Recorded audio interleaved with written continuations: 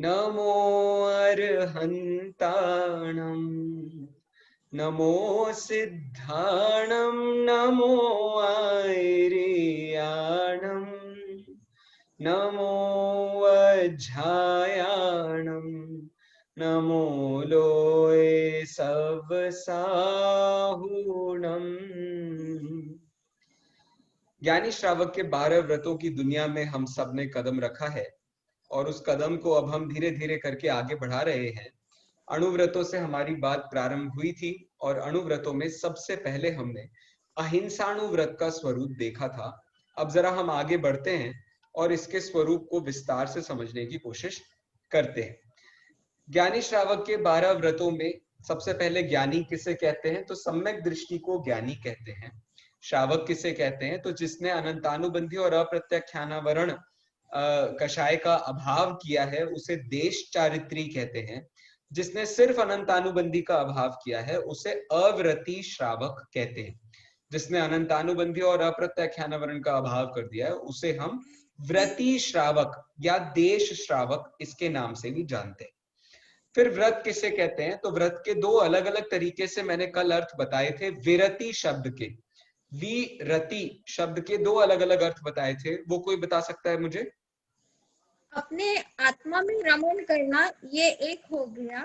बहुत बढ़िया, इसको कहते हैं निश्चय से विरति। बहुत बढ़िया। और दूसरा? और पर चीजों से अपने आप को हटाया, उनसे या बहुत गलत बढ़िया। चीजों से भी हटाया तो उसको। पापों में जो हमारा उपयोग लगा हुआ था, वो पापों के में उपयोग जो लगा हुआ था वहां से जो हटाए, जो भाव हमारा उपयोग वहां से हटाए, ऐसे पापों के त्याग रूप और व्रतों के ग्रहण करने रूप जो शुभ भाव होते हैं वो भी विरति का भाव है। इस प्रकार से दोनों निश्चय और व्यवहार की परिभाषा इस विरति शब्द के अंदर ही बैठी हुई है।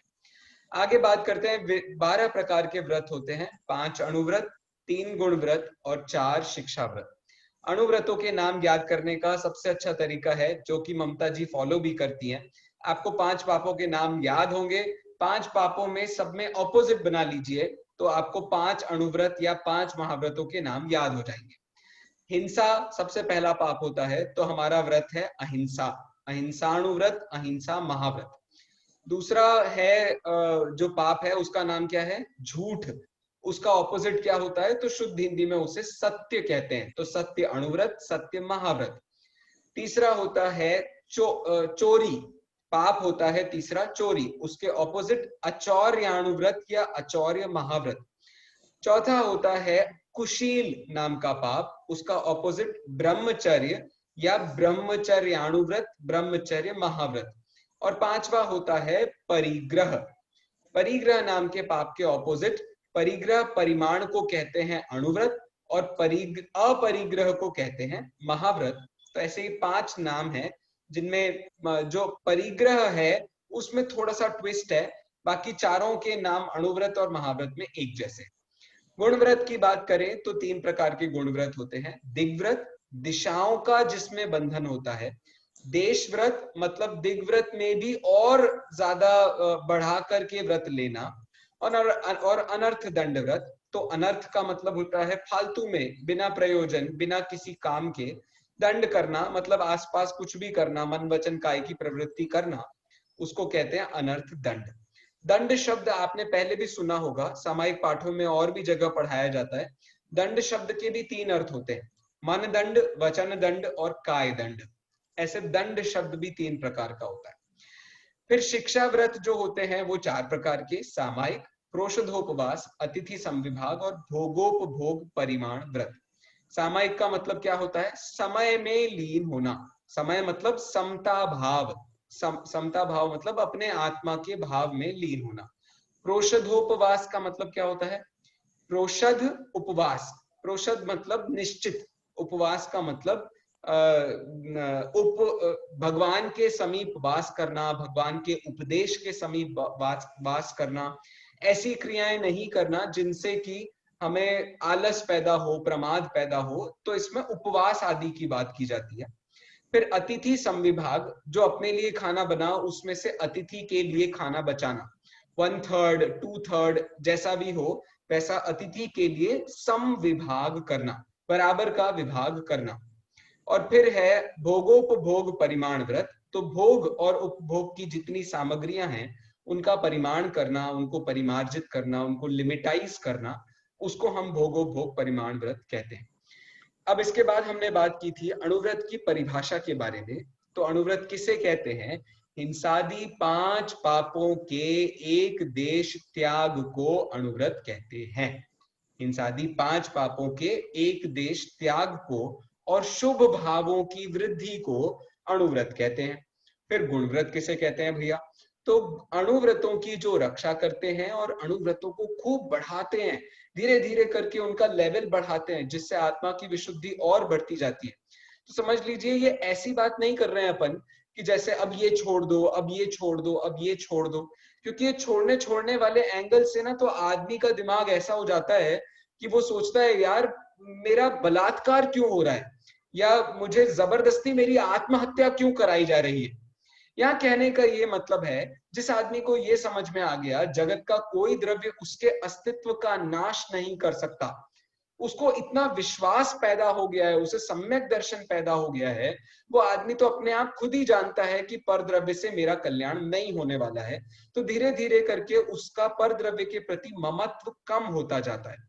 तो जितना जितना वो कम होता जाता है, उसका रिफ्लेक्शन होता है कि वो इतनी सारी चीजों को त्याग देता है, वो इतने सारे व्रतों को पालता है। तो इस प्रकार से उसका पूरा का पूरा देखने का नजरिया ही दूसरा है। इसके बाद में आते हैं शिक्षा व्रत। और शिक्षा व्रत किसे कहते हैं? तो महाव्रतों के अभ्यास के रूप में जो होते हैं उन्हें हम शिक्षा व्रत कहते हैं। देखिए ना, प्रायश्चित, विनय, वैयाव्रत, स्वाध्याय, उत्सर्ग, ध्यान, ये अंतरंग तप माने जाते हैं। अब इनमें देखिए ना, प्रायश्चित आदि के बारे में जो भी बात की जा रही है, वास्तव में व्रत कौन सा है? तो सामायिक को बहुत बड़ा व्रत कहा गया। सामायिक मतलब ऐसे नहीं सामायिक पाठ पढ़ लेना या ऐसे हाथ करके बैठ जाना। सामायिक का मतलब है समता भाव को धारण करना। अब ये समता भाव जीवन में आंखें खोल के भी हो सकता है शुभ भाव रूप, और आंखें बंद करके जिसको अपन शुद्धोपयोग कहते हैं तो शुद्ध भाव रूप भी हो सकता है। तो ये तो केवल सिर्फ कहने की तरीकों का अंतर है। बाकी तो समझ लीजिए जैसे प्रोषधोपवास है, तो मुनिराज पर डे जघन्य प्रोषधोपवास तो करते ही हैं, क्योंकि जघन्य प्रोषधोपवास क्या होता है? जघन्य प्रोषधोपवास होता है एक बार भोजन लेना दिन में, बस। तो ये जघन्य प्रोषधोपवास तो डेली उनका चलता ही है, तो उस तरीके से वो भी प्रैक्टिस के रूप में है। फिर इसके बाद में भोगोपभोग परिमाण व्रत, पहले अतिथि संविभाग ले लीजिए। तो अब अतिथि संविभाग में वो खुद ही अतिथि हैं, क्योंकि वो खुद तो बना नहीं रहे हैं, खुद खा नहीं रहे हैं मुनिराज की अवस्था में, तो वो खुद तो कुछ कर नहीं रहे हैं। तो अब ये भी बेचारा क्या कर रहा है, ये जो मैं सॉरी बेचारा कह रहा हूँ, आई एम सॉरी, ये जो व्यक्ति है ये भी अपने खाने को इतना लिमिट कर रहा है कि वो मुनिराजों के प्रति अपने पूरे के पूरे प्रेम वात्सल्य को, जो फेलो ज्ञानी जीव हैं उनके प्रति अपना प्रेम प्रदर्शित कर रहा है। और फिर भोगो भोग परिमाण व्रत, तो आप जितना जितना लिमिट करते जाओगे आप उतना उतना धीरे धीरे पीछे कमंडल के पास जाते जाओगे, पीछे कमंडल या शास्त्रों के पास जाते जाओगे, तो ऑटोमेटिकली आपका वो भी लिमिटाइज होने लगेगा। तो इस हिसाब से ये शिक्षा व्रत भी एक तरीके से क्या, ये बेसिकली महाव्रतों के अभ्यास के लिए ही होते हैं। अहिंसाणु व्रत को हमने बहुत डिटेल में देखा है। सबसे पहला तो जितने भी अणुव्रत होते हैं उनमें स्थूल त्याग होता है या एक देश त्याग होता है। अब ये स्थूल त्याग कैसा होता है, एक देश त्याग कैसा होता है, तो अपन इसको थोड़ा सा हाईलाइट करते हैं। तो हिंसा बेसिकली क्या होती है? तो मोह राग द्वेष भावों का पैदा होना, इसको कहते हैं भाव हिंसा। और इसका जो रिफ्लेक्शन हमको पर द्रव्य के प्रति या अपने शरीर आदि के प्रति जो भाव आते हैं जीव को, वो सारे पर जो वो हिंसा करने की कोशिश कर रहा होता है वो भी सब इसमें आ जाता है। फिर हमने एक बहुत विशेष बात देखी थी कि हिंसा का बेसिक संबंध प्रमाद से है। और सबसे बड़ा प्रमाद कौन सा है? तो मिथ्यात्व सबसे बड़ा प्रमाद है, कषाय उसके बाद का प्रमाद है। फिर बाकी के जो प्रमाद है वो इन्हीं के रिफ्लेक्शन में कहीं ना कहीं पैदा होते हैं। तो सबसे बड़ा अयत्नाचार जो पालन करता है वो प्रमादी जीव होता है। तो प्रमादी जीव सबसे बड़ा प्रमाद क्या? अपने को नहीं जानना। दूसरा प्रमाद क्या, दूसरों को नहीं जानना। तीसरा प्रमाद क्या, अपना कषाय पैदा होने पर दूसरों पर उस कषाय का कार्य करना। तो ये सब उस प्रमाद के अंतर्गत आने वाली चीजें हैं। तो जिस व्यक्ति ने अयत्नाचार का अभाव कर दिया है, अब उसके आसपास जीव मर रहे हैं या नहीं मर रहे हैं, उसको किसी भी प्रकार का दोष नहीं है। जैसे समझिए ना, समवशरण है सपोज, अब समवशरण लगा हुआ है और समवशरण के निमित्त से किसी ने आत्महत्या कर ली कि भैया ये आदमी जो ये इतनी सारी बातें बता रहा है, सब गलत बातें बता रहा है, इसके कारण सारा का सारा धरती का काम खराब हो रहा है, ये पूरी विश्व व्यवस्था को खराब कर रहा है, इसलिए मैं कसम खाता हूं और मैं सोसाइटी के लिए आत्महत्या करता हूं। अब वो यदि आत्महत्या कर रहा है तो बताओ उसका अरहंत भगवान का उसमें क्या दोष है। तो ये इस प्रकार की बातें हैं।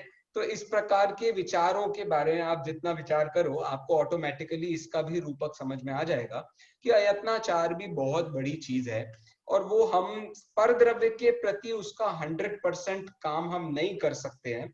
उसका बेसिक लेना देना अपनी कषाय से है, अपने परिणामों से है। तो फिर वही अपन घूम फिर करके भाव हिंसा पर पहुंच गए। तो आत्मा में जो कषाय भाव है वो ही वास्तव में सबसे बड़ी हिंसा है, और जब वो बंद हो जाती है तो हिंसा का अभाव हो जाता है। चार प्रकार की हिंसाएं हमने देखी थी। संकल्पी भैया हिंसा, अयत्नाचार का मीनिंग। हाँ, यत्नाचार का मतलब होता है संभाल संभाल के काम करना, और अयत्नाचार का मतलब होता है बिना कुछ जाने समझे, बिना कुछ अपने बुद्धि लगाए जैसा चाहे वैसा काम करना, उसको अयत्नाचार कहते हैं। तो यत्नाचार मतलब सोच समझ के अच्छे से बिना किसी को परेशान किए जो काम होता है उसे यत्नाचार कहते हैं, और जो इससे ऑपोजिट है उसको अयत्नाचार कहते हैं। ठीक है। संकल्पी हिंसा, उद्योगी हिंसा, आरंभी हिंसा और विरोधी हिंसा, ये चार प्रकार की हिंसा होती है। तो इरादतन जो हिंसा होती है उसका अणुव्रती पूरी तरीके से त्यागी होता है। वो इरादे से किसी को परेशान नहीं करता है। जैसे वो ऑल आउट नहीं खरीद सकता है, या समझ लीजिए वो ऐसी चीजें नहीं कर सकता, मतलब वो इसलिए नहीं कर सकता क्योंकि उसके विचार ऐसे नहीं है कि वो दूसरों को मारे। वो ऐसे गाल पे थप्पड़ मार के ऐसे मच्छर को नहीं मार सकता है। क्यों? क्योंकि उसमें संकल्प है, उसमें नियम लिया गया, ये मच्छर तो सारे के सारे मर जाने चाहिए इस धरती से। ये संकल्प है। ये संकल्प के प्रकार की जो हिंसा होती है वो किसी भी प्रकार से कोई भी सम्यक दृष्टि जीव नहीं कर सकता है। तो इस प्रकार से संकल्पी हिंसा का तो वो पूरी तरीके से त्यागी होता है। और बेसिकली संकल्पी हिंसा में कौन चीजें आती है? तो संकल्पी हिंसा में आती है जैसे आप प्लानिंग करो मर्डर की, आप प्लानिंग करो ऐसे कामों को करने की, ज्यादा से ज्यादा जीवों की हिंसा हो और आपको उसमें मजा आए, मांसाहार खाना, ये सब संकल्पी हिंसा के अंतर्गत आने वाली चीजें हैं। उद्योगी हिंसा, अब भैया हमारा घर है, परिवार है, लोग हैं और इनके लिए हमें कुछ ना कुछ काम करना है, पैसा कमाना है, रहना है, तो उसके लिए मैं जो भी काम कर रहा हूँ उसको सबको हम उद्योगी हिंसा में कहते हैं। आरंभी हिंसा मतलब घर परिवार में जो उसको मेंटेन करने में हिंसा होती है। तो अब बेसिकली हमारा उद्देश्य तो घर की सफाई करना है जिससे कम से कम जीवों की हिंसा हो। जीवों की हिंसा हो ही नहीं, लेकिन अब उसके चक्कर में सफाई करते करते कुछ जीवों की हिंसा हो जाए तो हमने कोई संकल्प नहीं लिया था उनको मारने का, तो इस प्रकार से वो आरंभी हिंसा के बाहर चला जाता है। फिर विरोधी हिंसा है, तो अब कोई आप पर अटैक कर रहा हो तो आपने उसके रिफ्लेक्स एक्शन में कुछ हिंसा कर दी हो, उसको थप्पड़ मार दिया, भगा दिया या कुछ कर दिया, तो उसको विरोधी हिंसा में बात कही जाती है। गवर्नमेंट भी आप देखो इन सब में, आप यदि उद्योग कर रहे हो तो आपको गवर्नमेंट जेल में नहीं डालेगी। आप अपने घर की सफाई कर रहे हो तो आपको गवर्नमेंट जेल में नहीं डालेगी। आप अपनी रक्षा के लिए आपके हाथ से किसी और पर कुछ गलत काम हो गया होगा तो गवर्नमेंट आपको जेल नहीं डालेगी, लेकिन आपने संकल्प किया होगा तो आप डेफिनेटली जेल में जाओगे जाओगे जाओगे। तो ये बात भी कितने अच्छे से देखिए, जैन धर्म के लॉजिक्स जो हैं वो बहुत अच्छे से ये नैतिक शिक्षा के लिए भी बहुत बहुत लाभकारी है। तो जैसा कि हमने पहले बात की थी, अणुव्रती जीव संकल्पी हिंसा का तो सर्वथा त्यागी होता है, बाकी सबका एक देश त्यागी होता है। अपनी शक्ति आवश्यकता आदि के माध्यम से वो उसका एक देश त्याग करता है। अब बात आती है सत्यानुव्रत की। तो सत्यानुव्रत किसे कहते हैं? बिल्कुल सीधी सीधी परिभाषा, जो अपन ने एक लाइन की परिभाषा बनाई थी वो बताना है, कोई भी बता सकता है। सत्य का एक देश त्याग। बहुत बढ़िया, असत्य का एक देश त्याग या असत्य की स्थूल त्याग, इसको हम सत्य अनुव्रत कहते हैं। तो सबसे पहले समझ लेते हैं असत्य कहते किसे। आपको याद होगा पिछली कक्षाओं में मैंने कभी एक बार आपको 4 प्रकार के असत्य के नाम लिखवाए थे। पहला है सत्य का अपलाप, मतलब जो है उसके लिए ऐसा कहना कि ये नहीं है। मम्मी ने पूछा वहां पर बताओ दवाई रखी थी क्या, तो हमने क्या किया, जल्दी से दवाई को उठा करके डस्टबिन में डाल दिया और क्या कहा, नहीं नहीं वहां तो कोई दवाई नहीं रखी हुई है। तो ये हुआ सत्य का अपलाप। फिर असत का उद्भावन, मतलब जो नहीं है उसको कहना कि वो वहां है। मतलब आपसे कोर्ट ने पूछा कि बताओ आपने इस आदमी को वहां वहां देखा था क्या, और आपने जवाब दे दिया नहीं नहीं इस आदमी को तो मैंने वहां देखा नहीं, और उस आदमी ने एक झूठा कोई बिल भी दे दिया कि भैया मैं उस दिन इस जगह पे नहीं दूसरी जगह पे था, तो उससे भी इस बात को कंफर्मेशन हो गया और वो गुनहगार आदमी बच गया। तो आपने असत असत का उद्भावन किया। फिर अन्यथा प्ररूपण, अन्यथा प्ररूपण का मतलब कुछ का कुछ कहना है, कुछ और हम कह कुछ रहे हैं। तो कहने का मतलब यह है कि अन्यथा आपने उल्टी बात कह दी, जैसी भी थी उसके उल्टी बात आपने कह दी, उसको हम कहते हैं अन्यथा प्ररूपण। मतलब यहां से शेर गया क्या, तो हमने ये तो नहीं कहा कि गया कि नहीं गया, लेकिन ये कह दिया नहीं नहीं यहाँ से तो गीदड़ गया था। तो अब तुमने कुछ का कुछ कहा है, ना तो ये सत्य है ना ये पूरी तरीके से झूठ है, ये बीच में है, कुछ गड़बड़ कर दिया आपने इधर उधर। तो ये अन्यथा प्ररूपण वाली बात हुई। और फिर गर्हित वचन, गंदे गाली गलौच भरे, दूसरे को बुरा लगे ऐसे कलाकारी शब्दों का प्रयोग करना, ये सब कुछ समझ लीजिए असत्य ही है। अब इस असत्य का जो एक देश त्याग करता है, मतलब प्रमाद के योग से असत्य के प्रतिपादन का एक देश त्याग करना, इसको सत्य अनुव्रत कहते हैं। मतलब प्रमाद के कारण जो हम एक उल्टा सीधा बोल देते हैं, तो वो उल्टा सीधा जो बोलने की क्रिया होती है उसको हमने एक देश त्याग कर दिया है, उसको हम कहते हैं सत्य अनुव्रत। तो ये चारों में ही लगता है, चारों में लगता है। मतलब हमने सत्य का अपलाप किया, तो स्थूल सत्य का अपलाप करना उसका त्याग हो गया, स्थूल असत का उद्भावन करना इसका त्याग, स्थूल अन्यथा प्ररूपण का त्याग होना और स्थूल गर्हित वचनों का त्याग करना। इस प्रकार से ये हो गया हमारा सत्य अनुव्रत। इसमें से किसी को कुछ क्वेश्चन हो या कुछ बात हो तो आप पूछ लीजिए, नहीं तो अपन आगे बढ़ते हैं। भैया ये असत अविद्यमान तो विद्यमान और विद्यमान तो अविद्यमान दोनों आ सकते हैं ना इसमें? दोनों ही झूठ है ना, दोनों ही बिल्कुल सरासर झूठ है। आपके पीछे एक पर्दा है कि नहीं, तो अब यदि जो पर्दा कहेगा उसे 100 रुपए मिलेंगे, ये तो हुआ सत का अपलाप करना। और जो ये कहेगा कि नहीं नहीं वहां पर नहीं है, उसे हम 500 रुपए देंगे, तो ये तो हो गया अविद्यमान को विद्यमान करने जैसी बात। तो ये तो मतलब झूठ कर रहे हैं हम कैसे भी करके, वो वाली बात है जो है उसके। अपलाप का मतलब क्या होता है? अपलाप का मतलब होता है दबाना छुपाना, उसको अपलाप कहते हैं। तो सत्य को प्रकट न होने देना उसको कहेंगे अपलाप करना। और उद्भावन का मतलब होता है ऐसे प्रकट करना, तो जो है नहीं उसको प्रकट करना, उसको कहना कि ऐसे है। तो जैसे दर्शन में ऐसा बहुत होता है, क्या ऐसा कोई ईश्वर है जिसने जगत को बनाया, तो नहीं भैया ऐसा तो कोई ईश्वर है नहीं, लेकिन आप ऐसी मान्यता बना करके बैठ जाओ, तो आप क्या कर रहे हो, आप असत का उद्भावन कर रहे हो, जो है ही नहीं आप उसको सत्य मान रहे हो। और सत का अपलाप करना मतलब जगत में एक भगवान है या अनंत भगवान है, तो आप कहो नहीं नहीं पूरी दुनिया का एक ही भगवान होता है, एक ही सब कुछ करने वाला होता है, या एक ही उसका सर्वे सर्वा होता है। तो अब आपने क्या किया, आपने सत का भी अपलाप किया।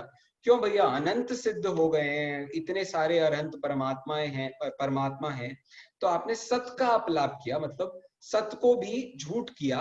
तो इस प्रकार से सत और असत का उद्भावन हो गया।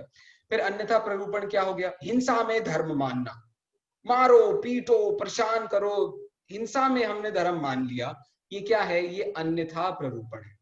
अब हिंसा में धर्म होता है कि नहीं होता है? बिल्कुल नहीं होता है। आपने कैसे मान लिया? हमने ऐसे मान लिया क्योंकि हमारे परिणाम हमको अच्छे करने थे, हमारे कर्म हमको अच्छे करने थे, और हमने सोचा हिंसा करने से ये काम अच्छा हो जाएगा, तो आपने कुछ का कुछ कर दिया। आपको करना अच्छा था, आप कर कुछ गए, तो इस तरीके से वो कुछ का कुछ होने के कारण वो अन्यथा प्ररूपण बन गया। बाकी तो आप सब जानते हो, ये तो अपने घर की डेली की बात है। छोटी बहन की बात को बड़ी बहन ने नहीं माना, तो छोटी बहन ने बड़ी बहन को बिल्कुल 2-4 ऐसी गंदी गंदी गालियां दे दी, और हा मजा आ गया, आज तो इसको इतना परेशान किया मैंने। तो ये सब गर्हित वचन है। या जानबूझ करके हम सामने वाले को ऐसा बोलते हैं कि तुम में तो बुद्धि नहीं है, तुमसे बड़ा गधा इस धरती पे कोई पैदा नहीं हुआ होगा। ये सब क्या है? ये सामने वाले को ठेस पहुंचाने वाली बातें हैं, तो इसको कहते हैं गर्हित वचन। तो इस प्रकार से ये सब कुछ असत्य के खाते में जाता है, और प्रमाद के योग से हम इस प्रकार के स्थूल असत्य का जब त्याग कर देते हैं तो उसको हम कह देते हैं सत्य अनुव्रत। अब चलते हैं अचौर्य अनुव्रत के पास। तो अब अचौर्य अनुव्रत की भी स्थूल परिभाषा क्या है? अचौर्य अनुव्रत की परिभाषा क्या है? तो स्थूल चोरी का अभाव होना या एक देश चोरी का अभाव करना, इसको हम कहते हैं अचौर्य अनुव्रत। क्या होता है इसका मतलब? चोरी से स्टार्ट करते हैं। चोरी किसे कहते हैं?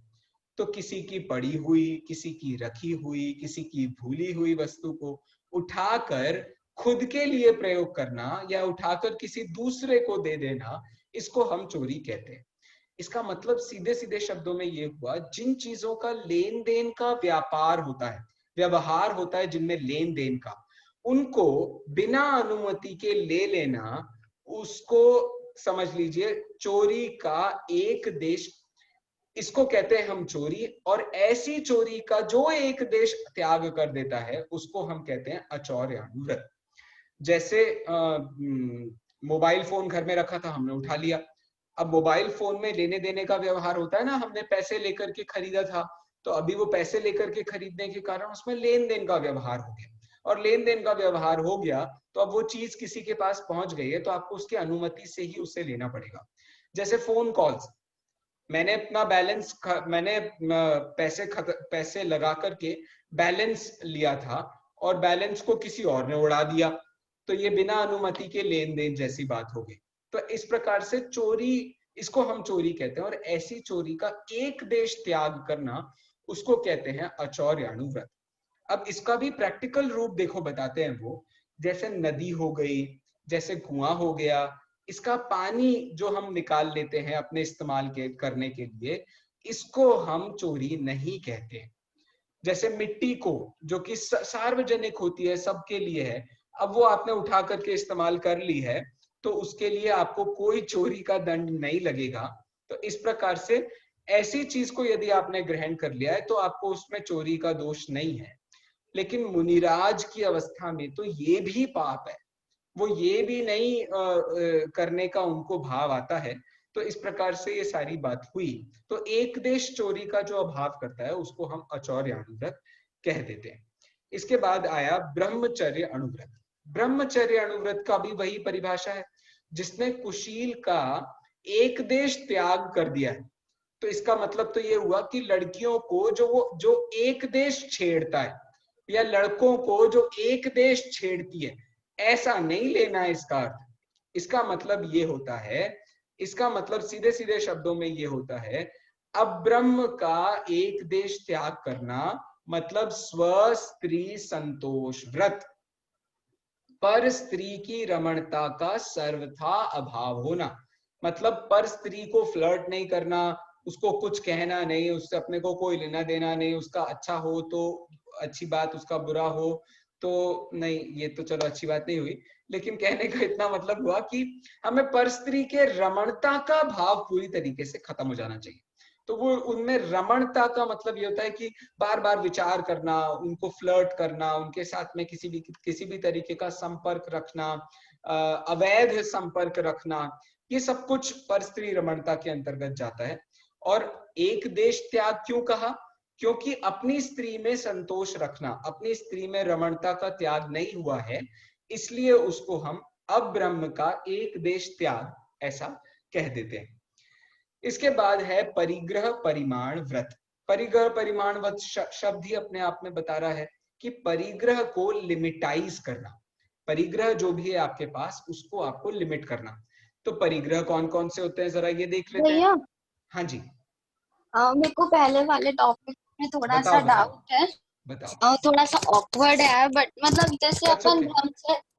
ब्रह्मचर्य में अपन सिर्फ मतलब वन साइडेड ही क्यों लेते हैं, जैसे कि सिर्फ मेल्स के लिए बोल रहे हैं, वो फीमेल्स की साइड से क्यों नहीं कहा जाता? I am sorry for it, but I completely understand the point what you are actually saying. ये क्लास में ना अभी तो सारी औरतें ही है, तो ये उनको बात भी बताने सच का है। कुछ फायदा ही नहीं है। नहीं नहीं नहीं, बहुत फायदा है। आजकल तो आपको पता नहीं है, सीन बिल्कुल चेंज हो गया है। But that's okay.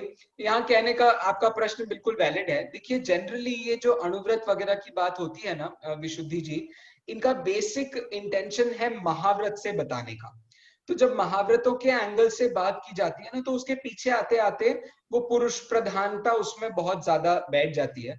दूसरा, मुनिराजों ने लिखा है, ग्रंथ जितने भी लिखे हैं, और जो भी उनके सामने जितने भी अधिकतर लोग थे, तो अधिकतर पुरुषों के ही संपर्क में वो ज्यादा रहते थे। महिलाओं का उनके साथ कोई संपर्क नहीं होता था। उनसे रिक्वेस्ट भी करना है तो अधिकतर पुरुष ही करते हैं, आहार कराना है तो पुरुष ही कराते हैं। तो इस तरीके से वो सारा का सारा जो सीन था वो पुरुष प्रधान होने के कारण ऐसा लिखा गया। लेकिन अनुव्रत पुरुषों और महिलाओं के लिए उनमें कोई डिफरेंस नहीं है। तो उस दृष्टि से आप बिल्कुल जहां जहां स्त्री लिखा है वहां वहां आप पुरुष कर लेना। मतलब अब्रह्म का मतलब होता है पर पुरुष में रमणता। सॉरी, अब्रह्म का मतलब होता है किसी भी पुरुष में रमणता। और अब्रह्म के एक देश त्याग का मतलब अपने पति में संतोष करना और दूसरों के पतियों पर डोरे नहीं डालना। तो इस तरीके से आप उसके ब्रह्मचर्य अणुव्रत को भी बिल्कुल लगा लीजिए। I hope I made my self quite clear, have I? मेरे को एक्चुअली ये स्टार्टिंग से मतलब जब से पढ़ा था ना, ये तब से डाउट था, मैंने अब जाके मुझे पूछने का मिला है। No problem, no problem. I'm happy I could be of some help. चलिए, अब परिग्रह किसे कहते हैं? अब देखना, मैं आपसे एक बहुत डिफिकल्ट क्वेश्चन पूछने वाला हूं, आपको उसका जवाब देना पड़ेगा। परिग्रह किसे कहते हैं? पर पदार्थों में ममत्व बुद्धि को परिग्रह कहते हैं। इसको सीधे शब्दों में मूर्छा परिग्रह, मतलब मूर्छा को परिग्रह कहते हैं। अब ये भी दो प्रकार की होती है, अंतरंग परिग्रह और बहिरंग परिग्रह।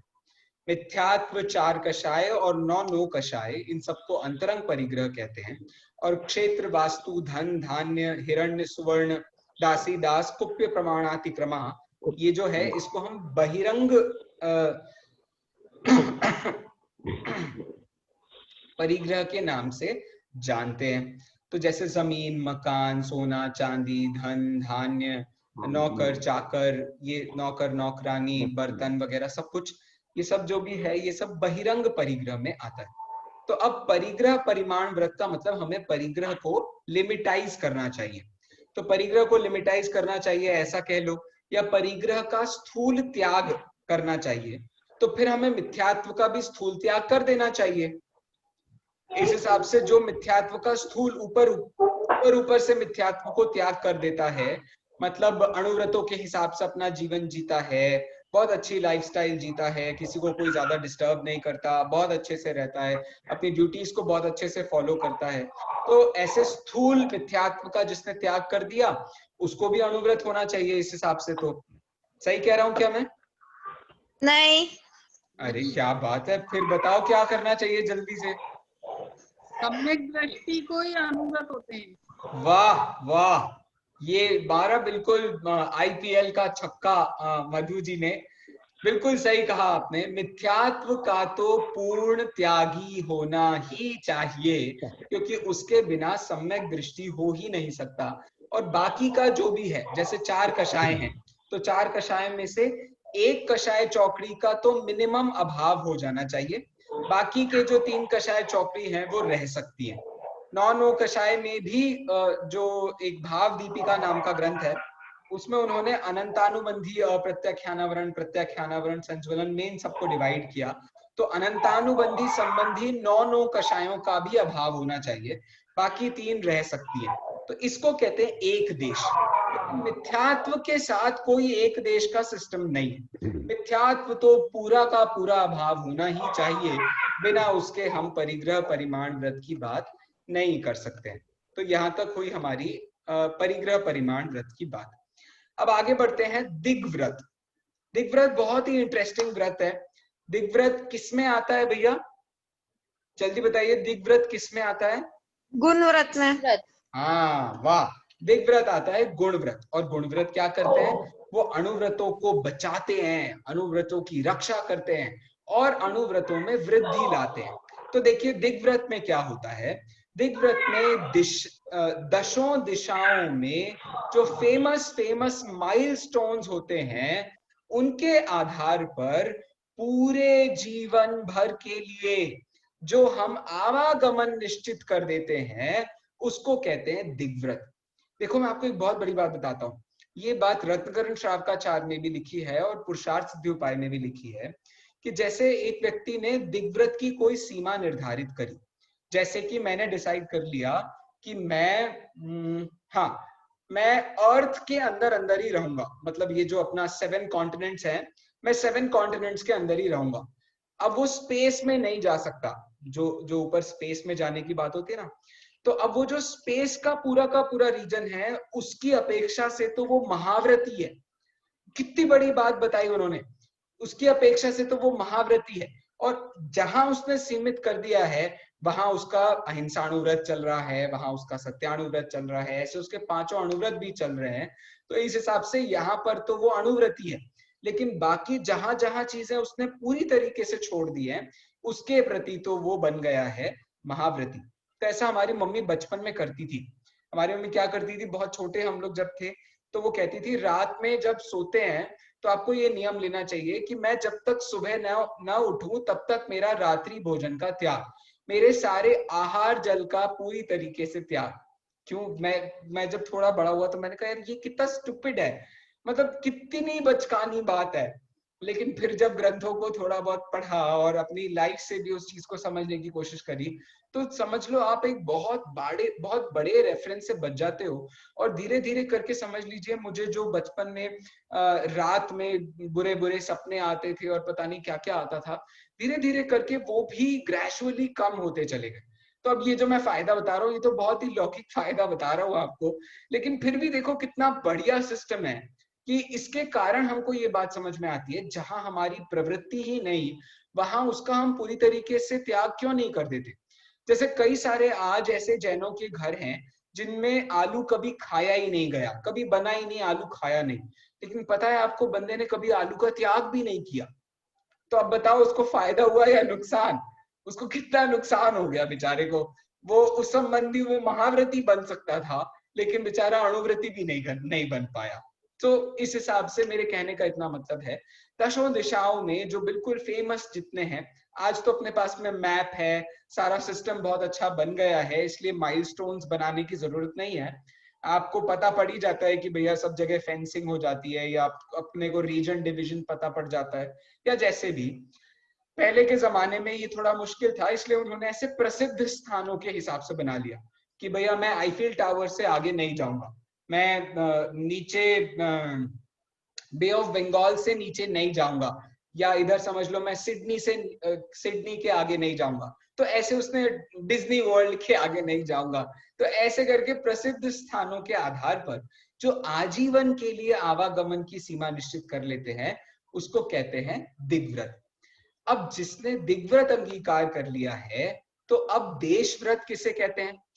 रत्नकरण श्रावकाचार्य में इसको देशावकाशिक व्रत के नाम से भी जाना जाता है। और फिर मैं आपको एक और बात बताता हूं, रत्नकरण श्रावकाचार्य ने गुण व्रतों में इसका नाम ही नहीं है। उसमें जो दूसरे नंबर का गुण व्रत बताया है, वो दूसरे नंबर का गुण व्रत सामायिक है, और देशावकाशिक पहले नंबर का शिक्षा व्रत बनाया उन्होंने। इसका रीजन क्या है? इसका रीजन ये है कि जब आपने गुण व्रतों में सबसे पहला दिग्व्रत बता दिया, और दिग्व्रत की भी जो सीमा बांधता है, तो दिग्व्रत में भी जो सीमा विशेष बांध रहा है, तो उसका लेवल बड़ा होना चाहिए, तो उसका लेवल गुण व्रतों से निकाल करके उन्होंने शिक्षा व्रत में डाल दिया। तो कहने का मतलब यह है कि पहले बहुत सारी चीजें ऐसी, ये सब रिसर्च की भी बातें हैं कि ऐसा क्यों होता था कि दिग्व्रतों को बताना है। अब समय अपना तत्वार्थ सूत्र इतना फेमस हो गया है कि आज जितनी भी जगहों पर आपको गुणव्रत मिलेंगे तो दिग्व्रत, देशव्रत, अनर्थ, दंडव्रत, आपको यही तीनों के नाम मिलेंगे। और फिर रत्नकरण श्रावकाचार्य जैसा ग्रंथ हमारा, वो थोड़ा सा उसके फेमस तत्वार्थ सूत्र के कंपैरिजन में समझ लीजिए ऐसा हो गया जैसे अमिताभ बच्चन और शाहरुख खान। तो वो थोड़ा बहुत 19-20 होने के चक्कर में रत्नकरण श्रावकाचार्य उतना फेमस नहीं हो रहा है। लेकिन फिर भी कहने का मतलब मेरा इतना है कि आचार्यों के दिमाग में जब भी ये व्रतों की बात आती होगी तो वो एक बहुत ब्रॉड व्यू बना करके सोचते हैं।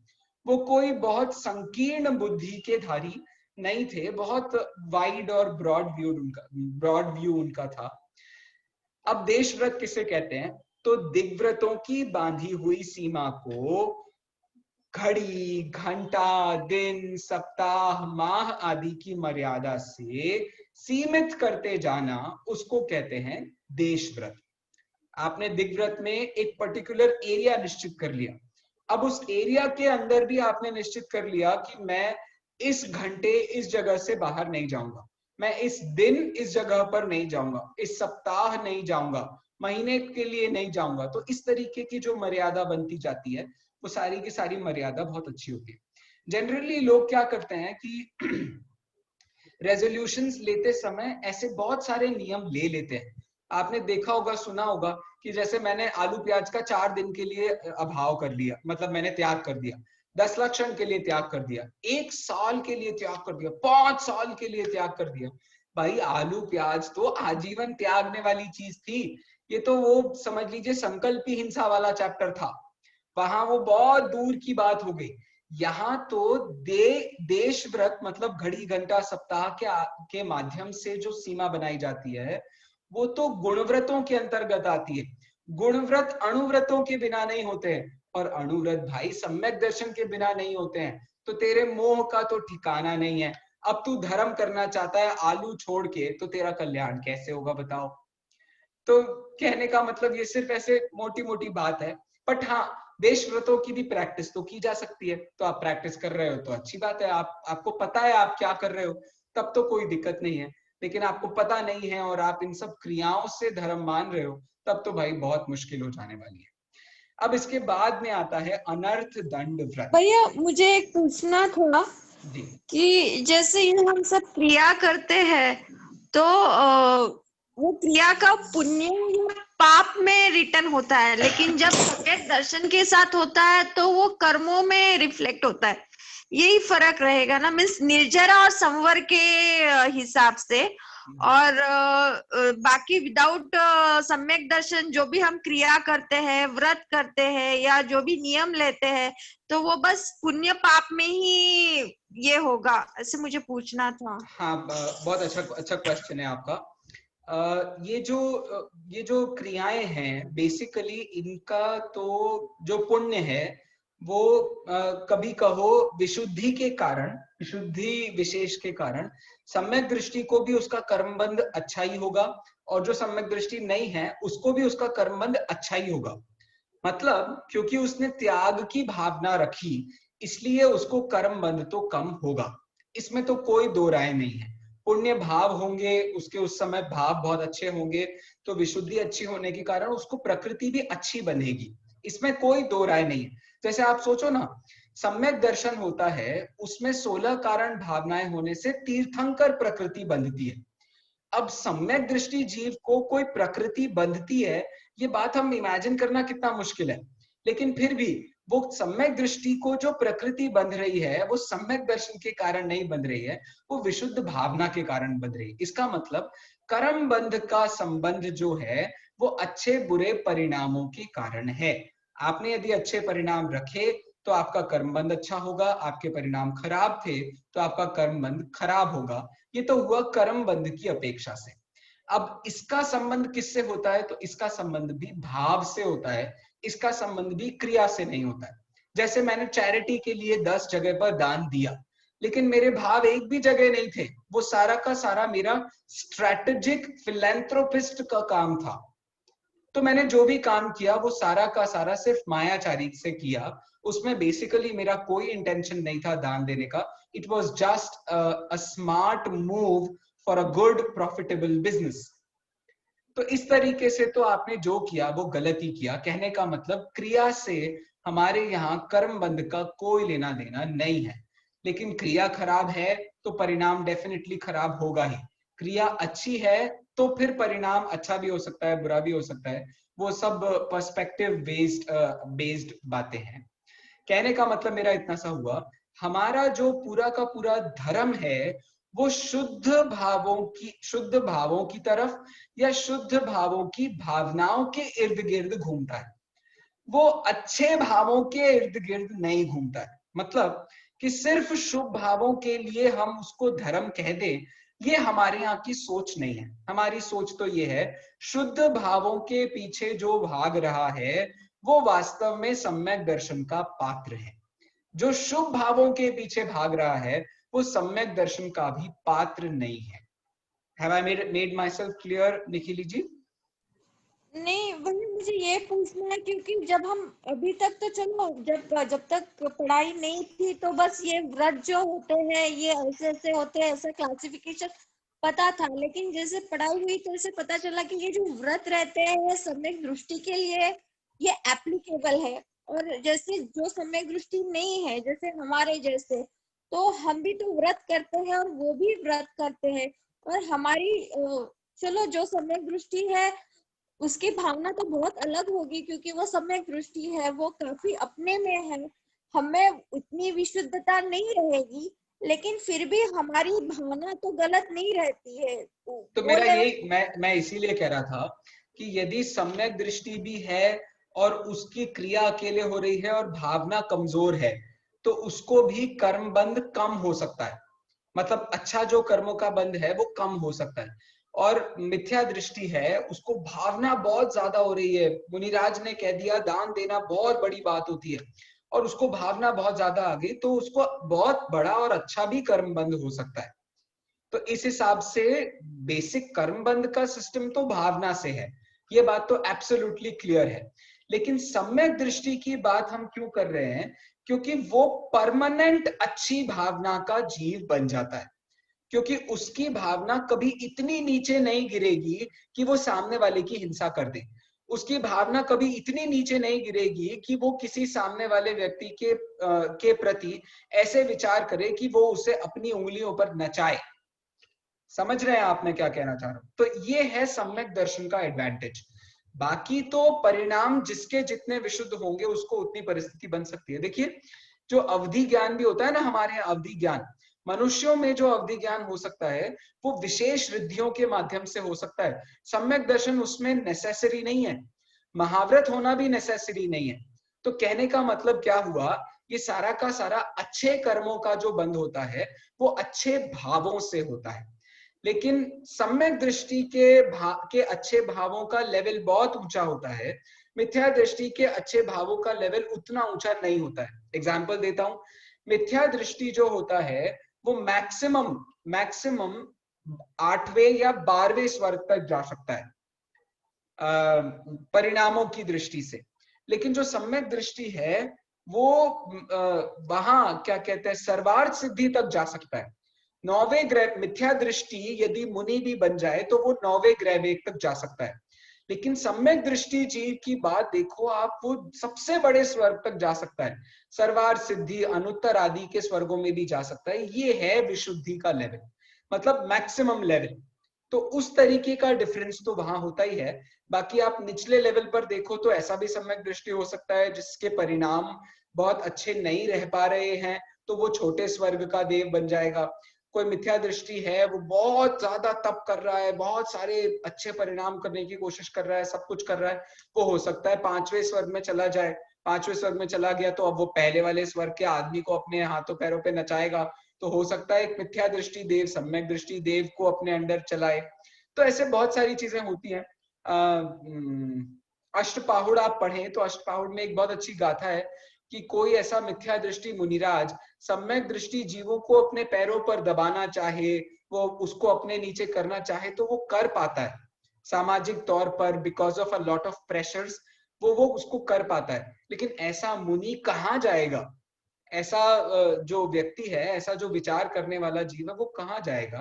कहने का मतलब इन शॉर्ट इतना है कि सारा कर्म बंध का सिस्टम तो परिणाम आधारित ही चलता है, लेकिन शुद्ध भाव जिनको है वो तो कर्मों के शुभ अशुभ पने को भी अभाव करने वाले लोग हैं।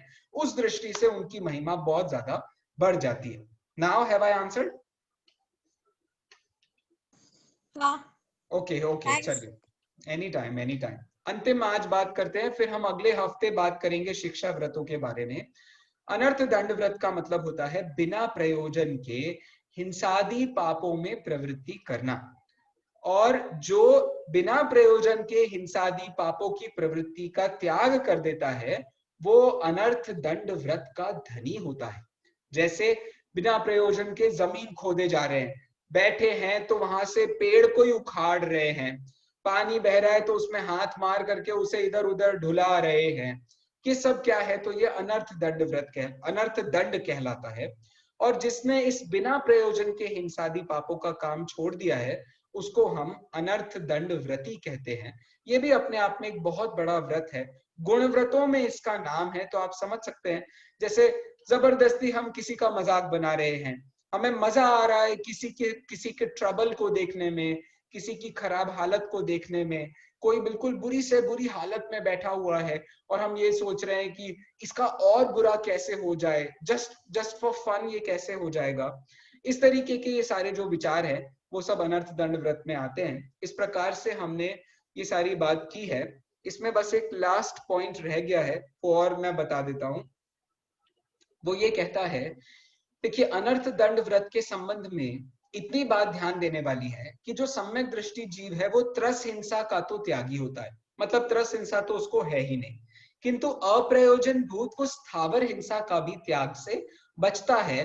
तो वो जैसे अपने वो मोदी जी वगैरह हैं, या जनरली जितने अपने पॉलिटिशियंस अच्छे लोग होते हैं, ये कहते हैं कि पानी नहीं वेस्ट करना चाहिए, आग नहीं वेस्ट करना चाहिए, गैस नहीं वेस्ट करना चाहिए। ये सब जो बातें हैं ये सब अनर्थ दंड व्रत के संबंध में है। अब सोचिए, जैनिज्म इस अनर्थ दंड व्रत को बताने से पहले सम्यक दृष्टि की बात बता रहा है।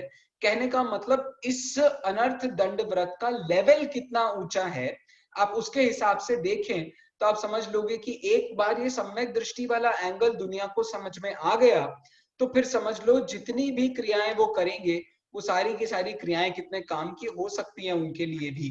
लेकिन क्रियाओं को अच्छा मान करके करना, इसमें तो कोई ब्यूटी नहीं है, उससे तो कोई फायदा नहीं है।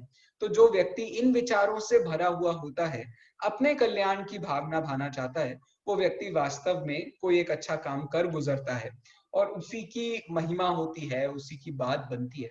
तो कहने का मतलब सम्यक दृष्टि के बारे में जो बातें हैं वो बहुत ऊंची है। इसलिए कई क्या जितने भी श्रावकाचार हैं, जितने भी श्रमणाचार हैं, उन सबका पहला चैप्टर है सम्यक दर्शन व्रत। सम्यक दर्शन व्रत कह करके उसके अतिचार वगैरह बता करके वो सारा का सारा वो सिस्टम बताने की कोशिश कर रहे हैं कि ये भी व्रतों का माई बाप है।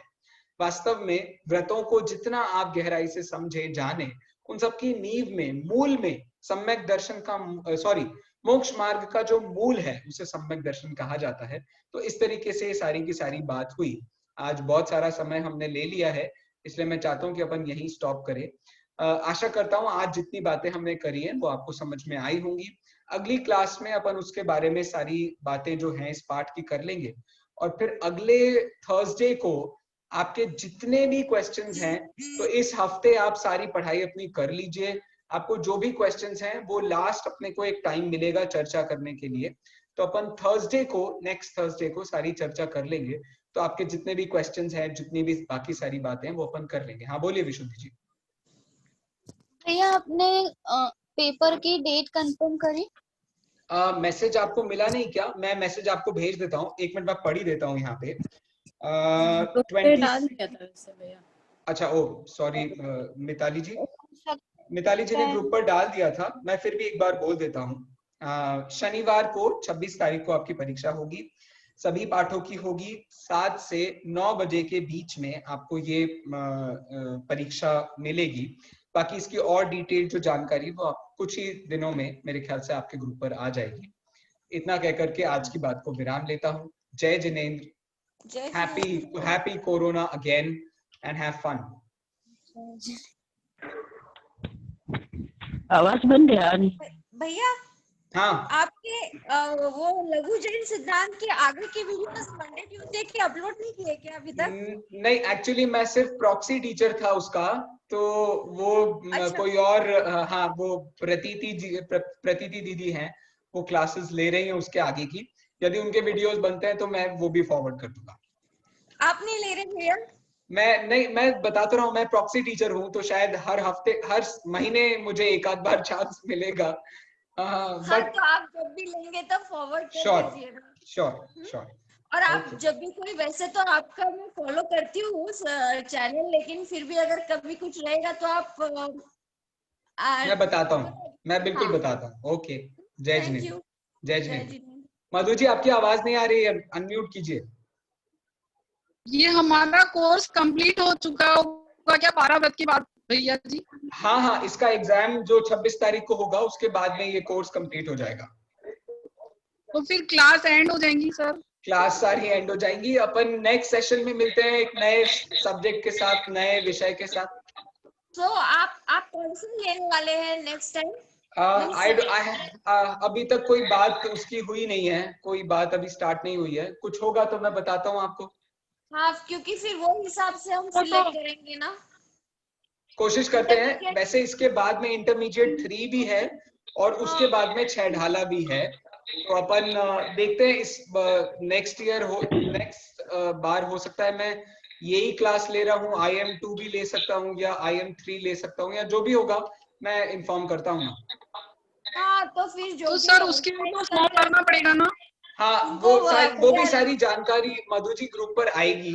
आप ग्रुप अभी टच में रहना, जैसे अपना कोर्स खत्म होगा तो उसके आसपास आपको जानकारी मिल जाएगी। हाँ, तो भैया लेकिन ठीक है उनको कह दीजिए ना कि हमारी जो प्रेजेंट स्टूडेंट्स है उनकी रिक्वेस्ट है कि आप IM3 ले लें, so we can continue with the same professor. अरे आपको और भी अच्छा टीचर मिल सकता है, आप कैसी बात कर रहे हो? वो जो भी होगा अपन बाद में डिसाइड करते हैं ना, ये तो कोई बात नहीं है, सिस्टम वाली बात है। मिलते हैं अगली बार, अगले हफ्ते। एग्जाम के पहले क्लास होगा ना अपना? हाँ, दो क्लास अभी बची है अपनी, अगले हफ्ते की दोनों क्लासेस अभी बची है। रिवीजन ले लेना उसमें थोड़ा सा। रिवीजन तो सारे पाठों का थोड़ा मुश्किल है कीर्ति जी, लेकिन अपन क्वेश्चन आंसर कर सकते हैं। अच्छा ठीक है। जी। जय जिनेंद्र सभी को। जय जिनेंद्र।